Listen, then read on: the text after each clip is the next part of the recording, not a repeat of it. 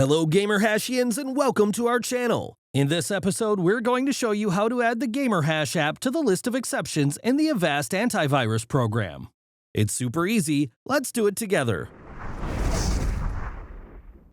Step 1. Copy the GamerHash folder path.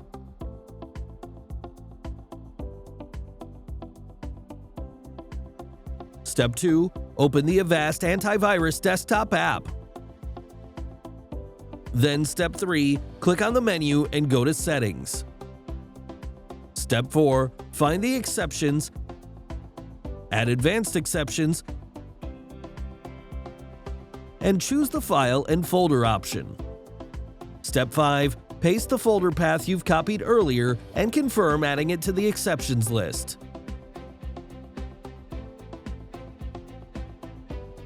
And that's it.